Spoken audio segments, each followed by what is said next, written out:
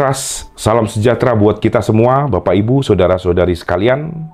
Selamat datang kembali di Renungan HKBP Resort Sutoyo. Kita bersatu dalam doa. Damai sejahtera dari Tuhan Allah yang melampaui segala akal, itulah kiranya memberkati dan memelihara hati dan pikiran saudara di dalam Kristus Yesus Tuhan kita. Amin. Saudara-saudari yang terkasih dalam Yesus Kristus, firman Tuhan di pagi hari ini diambil dari kitab 1 Yohanes 2 ayat 2. Demikian firman Tuhan. Dan ia adalah pendamaian untuk segala dosa kita, dan bukan untuk dosa kita saja, tetapi juga untuk dosa seluruh dunia. Dalam bahasa Batak dikatakan, Ibanado pardengganan pasayhon akka dosata.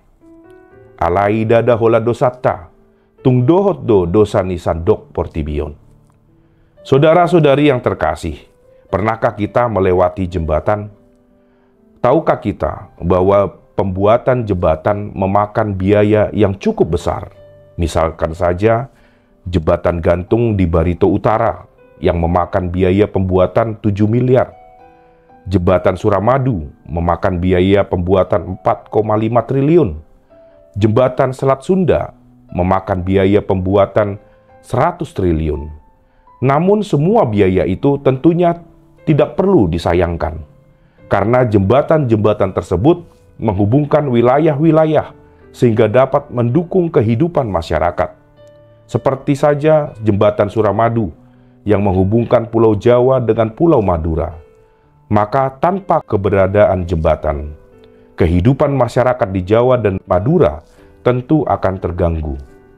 Itu sebabnya semakin banyak manfaatnya dan semakin banyaknya wilayah yang dihubungkan, maka biaya pembuatannya akan semakin mahal.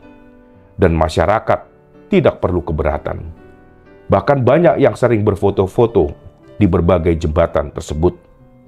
Saudara-saudari yang terkasih, jika kita tahu menghargai keberadaan jembatan, sehingga kita tidak keberatan dengan pengeluaran biaya besar untuk pembuatannya, dan kita bahkan juga bersukacita atas keberadaan jembatan tersebut, maka seharusnya penghargaan kita atas kehadiran Yesus melebihi semua itu. Mengapa? Karena kehadiran Yesus sebagai pendamai telah menjadi jembatan yang kembali menghubungkan antara Allah dan manusia. Jika jembatan terputus, maka dua wilayah atau beberapa wilayah akan mengalami gangguan dalam beberapa aktivitas luar wilayahnya. Namun jika hubungan Allah dan manusia masih terputus, maka keseluruhan hidup manusia akan berakhir pada kebinasaan yang kekal. Itu berarti semua upaya manusia akan menjadi sia-sia. Saudara-saudari yang terkasih, firman Tuhan kita pada hari ini berbicara tentang kehadiran Yesus sebagai pendamai dalam hubungan kita dengan Allah. Kita diingatkan tentang pentingnya kehadiran Yesus sebagai penghubung yang membangkitkan kembali harapan kita tentang kehidupan yang kekal bersama dengan Allah. Tanpa kehadiran Yesus dalam sejarah hidup manusia, maka manusia akan menerima upah atas dosa, yaitu kematian kekal. Itu sebabnya dikatakan dalam firman Tuhan kita pada hari ini, bahwa Yesus bukan hanya mendamaikan segala dosa satu pribadi saja, tetapi satu kelompok saja, melainkan dosa seluruh dunia. Melalui firman Tuhan kita ini, kita melihat karakter Allah yang selalu bertindak secara holistik atau menyeluruh. Allah tidak pernah tanggung-tanggung dalam misinya untuk manusia. Ini adalah hal yang seharusnya senantiasa kita berhargai dalam kehidupan kita masing-masing. Saudara-saudari yang terkasih, jika kita menyadari bahwa kita berdosa, apakah kita sudah menghargai perbuatan Allah melalui Yesus Kristus untuk kita? Sebagaimana orang-orang yang berupaya keras dan mengeluarkan biaya besar untuk sebuah jembatan. Apakah kita mau untuk berupaya keras dan berkorban untuk menjaga dan menciptakan kedamaian dari Allah dalam kehidupan kita masing-masing? Ataukah kita masih sibuk mempertanyakan kebenaran keberadaan Yesus dalam sejarah manusia? Atau mungkin juga kita masih bersikukuh dengan perbuatan lama dan menyepelekan apa yang telah Tuhan perbuat bagi kita. Saudara-saudari yang terkasih, melalui Yesus harapan hidup kita kembali ada. Jangan putuskan lagi hubungan kita dengan Allah karena perbuatan dosa kita. Jangan matikan lagi harapan itu dengan berputar-putar hidup dalam dosa.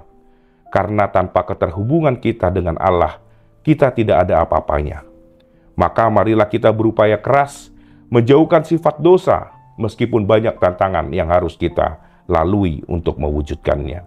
Setidaknya dengan demikian Allah melihat bahwa kita mengakui dan menghargai apa yang telah Allah perbuat bagi kita.